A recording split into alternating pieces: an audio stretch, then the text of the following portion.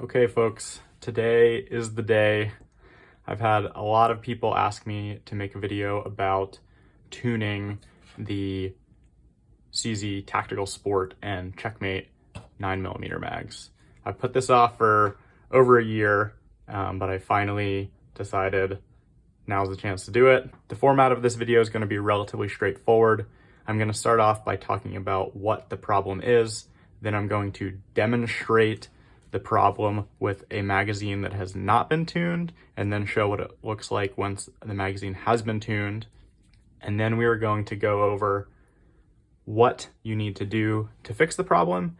And then finally, I am going to demonstrate how to fix it.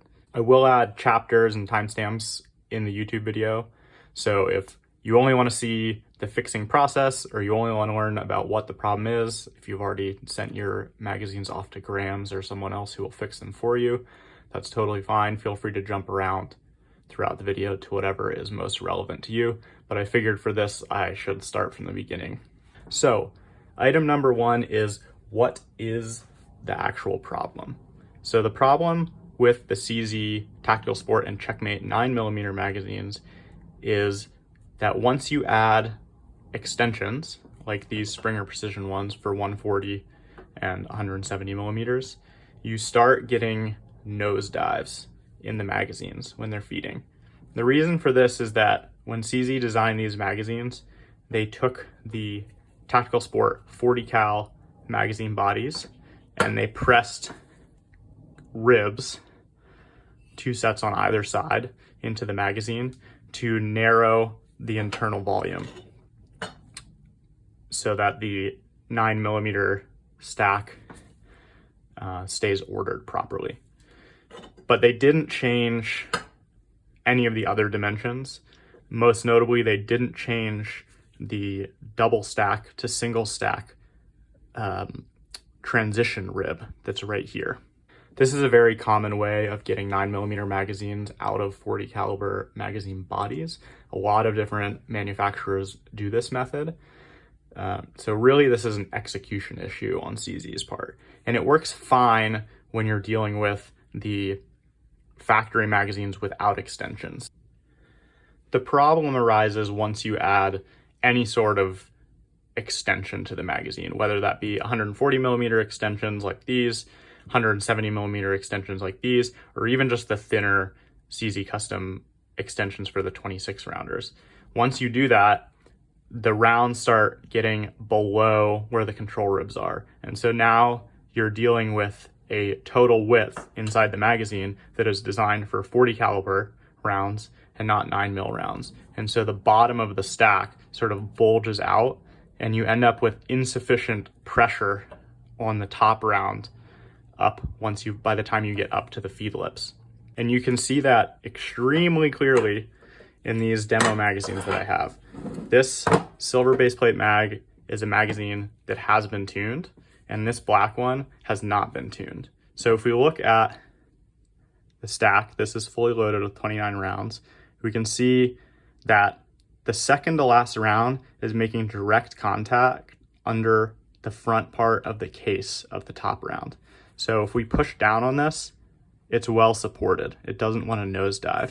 If we try to push this out, the round stays nice and up for the most part and will direct itself into the feed ramp in the barrel. If we look at the untuned magazine, what we can see is there's a large gap between that first and second round. And so we can just push this nose down with very little force. And when it actually gets picked up by the slide, the nose dips down and it will either collide with the front part of the magazine and get caught on the case mouth like it is right now, or it will hit the bottom of the feed ramp and get stuck. This issue will happen with either round nose bullets or JHPs. The issue tends to be worse and you will have to do more tuning to get JHPs to run reliably than you will with round nose bullets, but the issue is present in either case, and I will demonstrate that now. And for anybody wondering, these are dummy rounds that I'm using in this case. Up first, we have the tuned big stick with a JHP first round.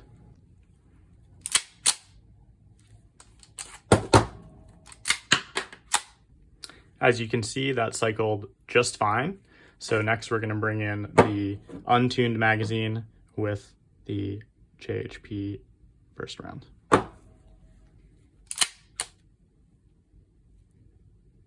And as you can see, that round has dove straight down into the feed ramp.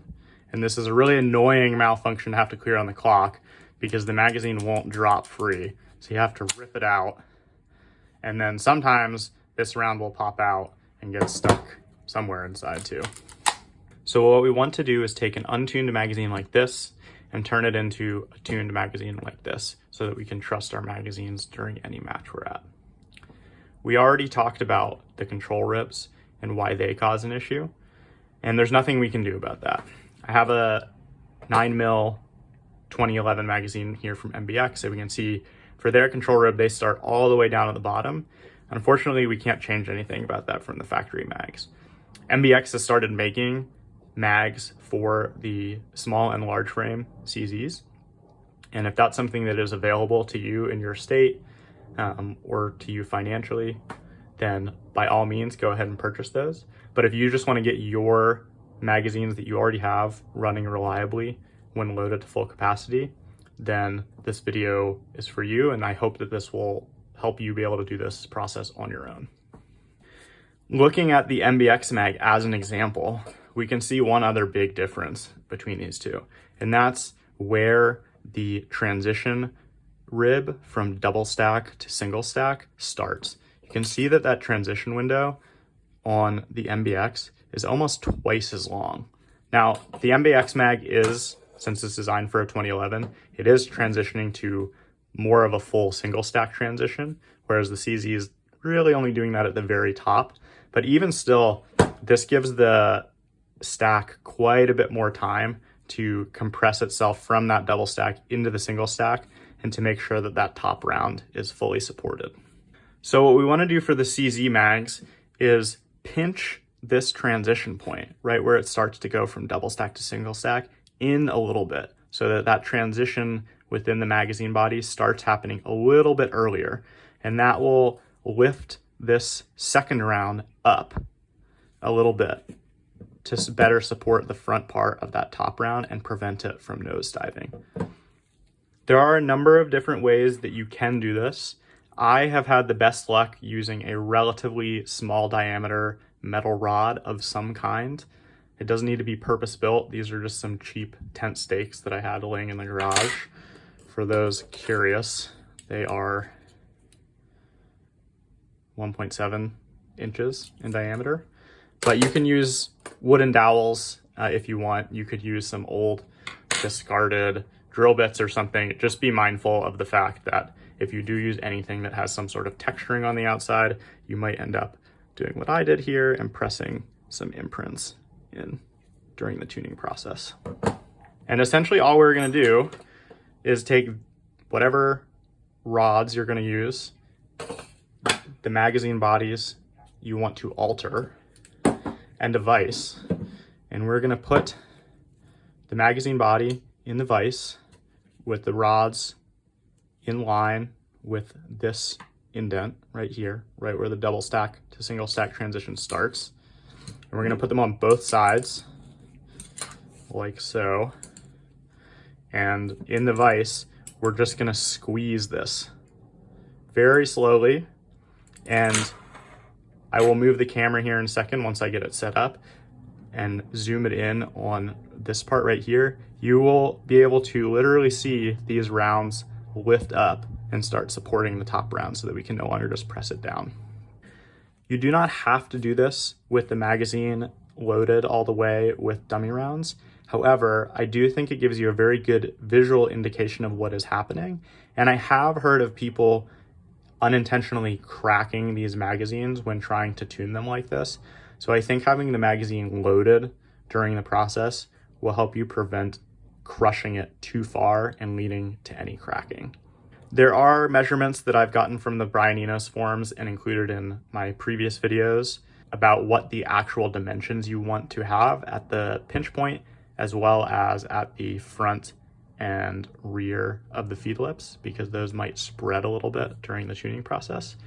I will include those in the video as well as in the description of the video. So you may want to take the time to just check before and after tuning that none of that stuff is totally out of spec. I personally have had the best luck just visually inspecting to make sure that that top round has sufficient support and not worrying too much about the actual dimension at the pinch point, but you should test it and figure out what works best for you. Okay, so I have the magazine set up in the vise right now. I used a little bit of blue tape just to get the alignment rods correctly in place, and so they won't wiggle out of place as I'm trying to get the vise tightened. I'm also using this vise out of the mount on my desk right now, so it might be a little sloppy and noisy as I do this. But what we're gonna do is just gently start rotating the vise tighter, and we're looking at this gap between the front two rounds. What we should see as we tighten it is that bottom round sort of lifts up and starts putting pressure on the front part of the case mouth of the top round. I do have the magazine mounted so that the pinch point is kind of just at the edge of the vice jaw's mouth. And that's just to make sure that we're sort of pressing this in at a little bit of an angle, as you can see between these two rods, and not pressing in on the sides of the magazine itself, just really concentrating the force right at that pinch point. So here we go.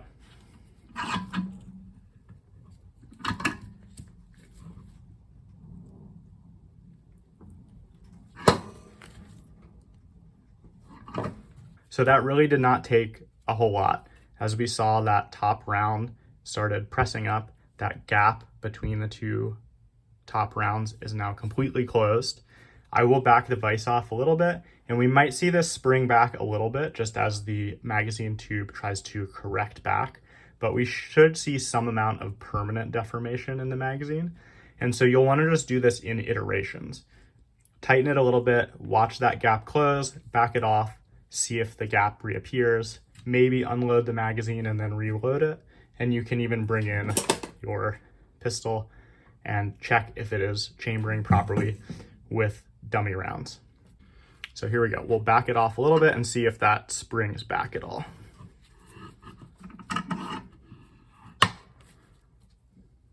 So we can see it did spring back a little bit, but I would say after this iteration, the gap that is present is about half of what it was before. I will do one more round of this and then recheck it in the gun and see if it's chambering. Okay, I did a couple more adjustments off camera. I adjusted kind of where in the vise the magazine was, just to make sure I'm getting that pressure in the correct point and not pushing too low on the magazine or too high on the magazine. But as you can see, that top round is now pretty much fully supported by the round underneath it. And so we can check this.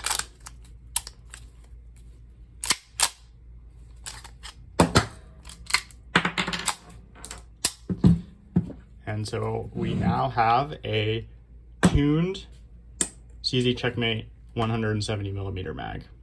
Now, this isn't perfect at this stage. I will probably go back and fix it a little bit and just make sure it's good. And then, as with anything you're going to be using in the competition environment, thoroughly test this in practice. You can hand cycle it a bunch at home. If you really want to torture test it, load some short JHP dummy rounds. That's about the worst case scenario you can have for feeding issues with these guns. So if your gun is able to reliably feed from 29 rounds in the big stick, short JHP rounds, you should be okay to load anything. I personally run round nose bullets exclusively in this, just to make sure that I don't have to have any sort of nosediving issues in a match.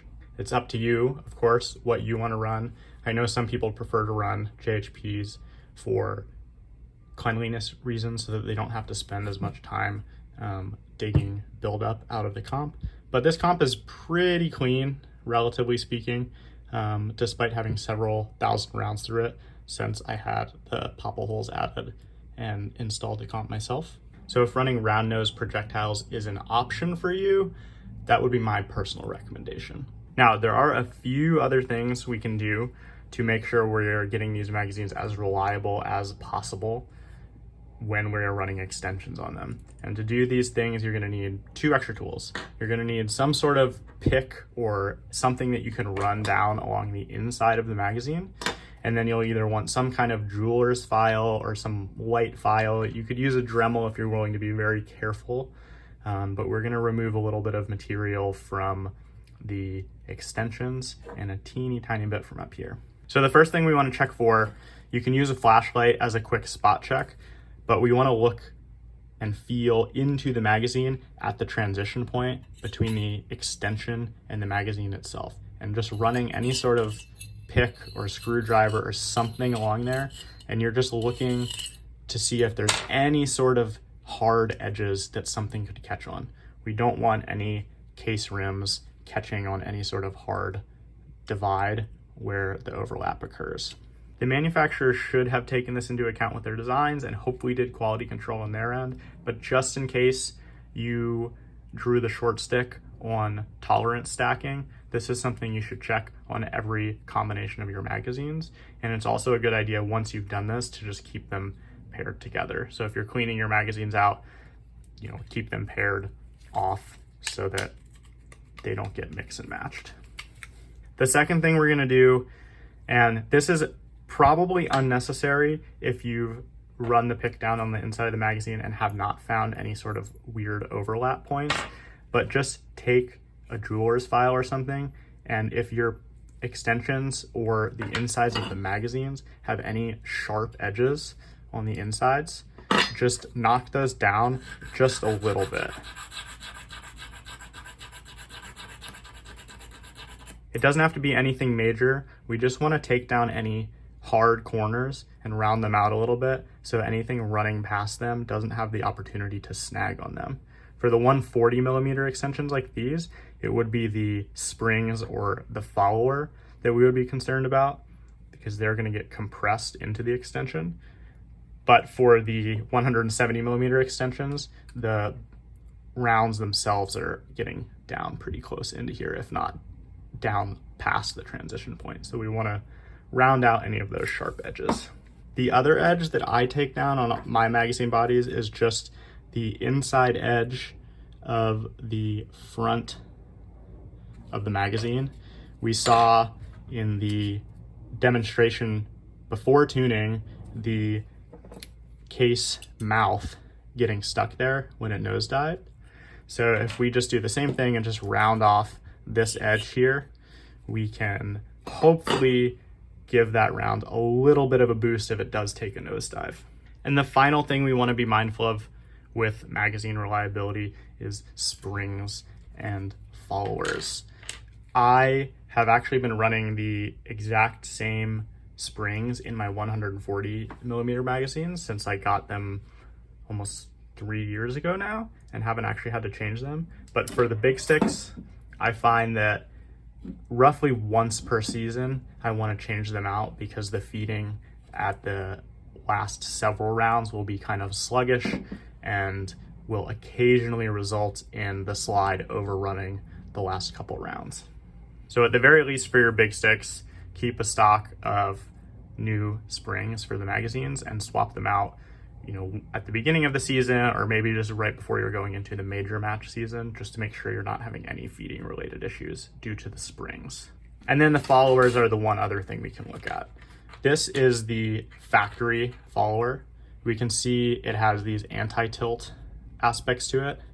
This is, I believe, a CZ custom follower that is designed to give you a little bit of extra capacity and not lock the slide open. Grams makes a very similar style of follower. I personally have found that in the 140 millimeter extensions, running the CZ custom followers will let me get 24 rounds into them, but it's not reloadable. So I don't really see any reason to run these personally over the factory follower, especially in open when you have the option to start with a 170 millimeter mag instead of a 140. In the 170 millimeter mags, I do run the factory followers as well. Running the CZ Custom or grams followers does take these from being a 29 plus 1 round magazine to being a reloadable 29 round magazine. But what I'm after with this magazine tuning process is getting them as reliable as they possibly can be.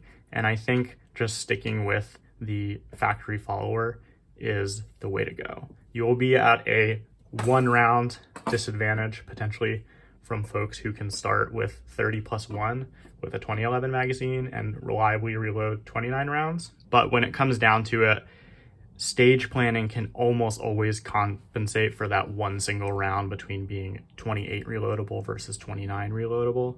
So if you are after 100% reliability, I would recommend sticking with the factory followers. So I hope this helps anyone who has been having any sort of reliability issues with the Tactical Sport or Czechmate 9mm mags, sort that problem out and get the most out of this platform for match performance. If I missed anything, please feel free to drop a comment in the video and I will do my best to answer it. If you have anything else in the CZ realm that you would really like to see a video for, also put something down in the comments, and if there's enough demand for it, I will do my best to make a video on the subject. If this has helped you, please let me know. I love to hear from folks who have seen my videos and have enjoyed watching them, and especially those people who've gotten something out of it and has helped either their shooting or their ability to make their Czechmate or other CZ run reliably. So I wish you all the very best of luck, and thanks for watching.